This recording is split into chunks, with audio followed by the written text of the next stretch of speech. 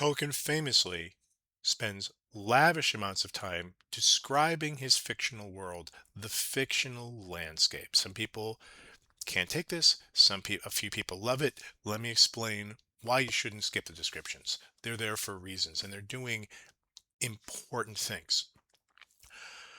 First of all, they're kind of the graphics. There are lots of fantasies set in some pseudo medieval past where the trees, the forest, the hills are just kind of there in a hand wave away stick figures.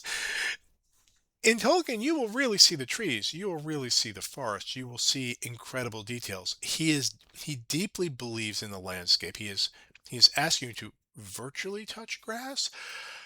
He's bad at general geography. If you look at, people have talked about the way his map of Middle Earth is and the way the mountain ranges don't behave like mountain ranges do. Mountain ranges don't form circles around the bad guy's kingdom like that, or circles around anything like that. That's not how it goes. But he is deeply attentive to the land that he knows and loves, the land of England. And wherever he is, he's imagining, really pay attention. Also, a writer of Tolkien's caliber is never going to do nothing but exposition.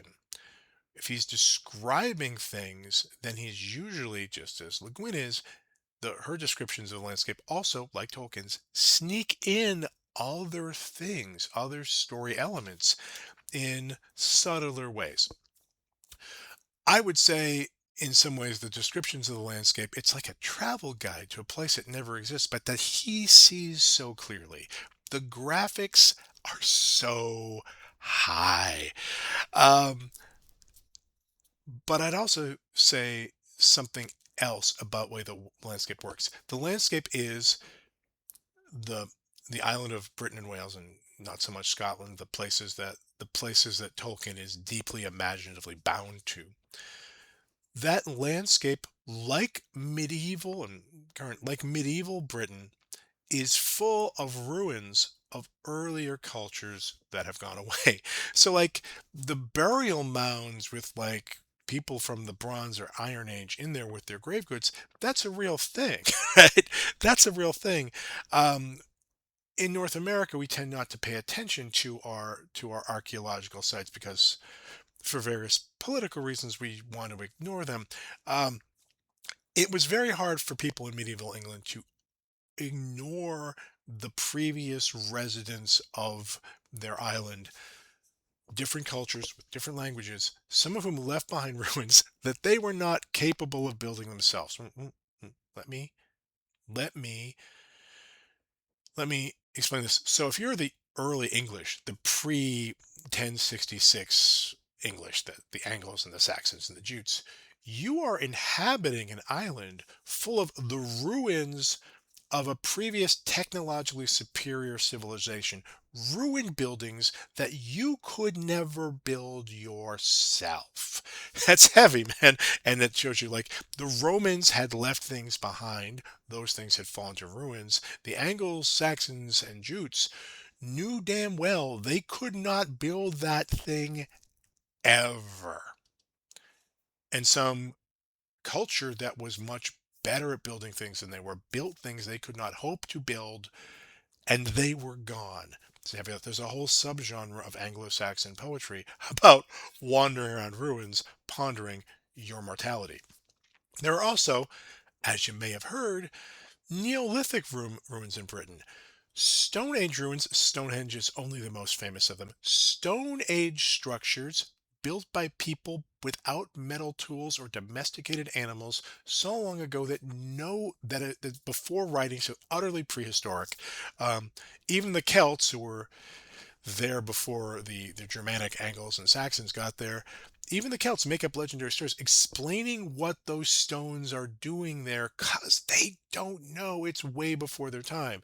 So it's a haunted landscape, and Tolkien's Middle Earth is full of, and the grave. I mean, the Angles and Saxons also have the kind of grave mound burials that you see on the Barrow Downs, right? As did some of the Celtic cultures. You see these burial mounds with people have who high status people had their goods with them. Okay, You're walking around the most of the fellow for the first book, The Fellowship of the Ring. We're walking around the ruins of a lost northern kingdom, the kingdom to which Aragorn is the heir, and they've left their stuff behind. Right? Here's the other thing. It is a cliche and lame to say, oh, the character, the landscape is its own character. Oh, the city, this novel about New York. New York is a character in itself. People have said that so many times, it's meaningless. The landscape of Middle Earth is a kind of character, or like a character in one way. It is an antagonist.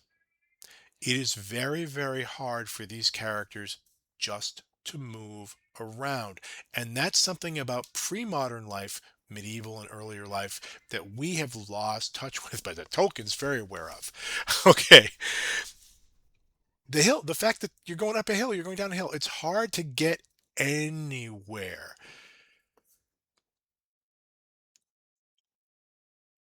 This is a novel, or the first volume in the book one and book two of the Fellowship of the Ring. Both times we encounter rivers that are largely uncrossable, that can only be crossed in certain places. This shapes the whole story. This shapes what the character's possibilities are. When's the last time you crossed the Cuyahoga River? When's the last time it seemed like a big deal to you to cross the Cuyahoga River? You were just trying to get to the West Side Market or away from the West Side Market, which your values. The flight to the ford, Frodo and the gang have to get to Rivendell by one place because there's only one place to cross the river. That's why the riders know they're going to be there. They can't go around because you can only cross that river in one place. Those of you who are very urban and never bothered to learn what a ford is, a ford is a place where a river and stream is shallow enough that you can cross it, or like you can get your domestic animals across it, i.e., where you go if you're not technologically sophisticated enough to build a bridge. There's only one way across the Brandywine the Bruin into Rivendell. Large parts of the Anduin in book two, there's no way across it. There is no way across it. That is a pre-modern fact of life that is alien to us. We, like the Romans, can build all the bridges we please. We just get annoyed when the traffic is backed up. These characters have to get anywhere. Everybody can write the story about the plucky little gorillas who get away who fight the who can fight the big bad because they can blend into the forest, the hills, the woods, right? Tolkien is admitting the fact that being those gorillas is really inconvenient and really slow. You got to move even if you know the woods well, you're moving slowly in the woods. It slows you down. The hills slow you down. The mountains slow you down. Yeah, they try to get across a mountain range and they can't, partly for supernatural reasons, but also because mountains. Because mountains. There's a there's a line in the Peter Jackson films that isn't in the book at all. You can't one does not simply walk into Mordor.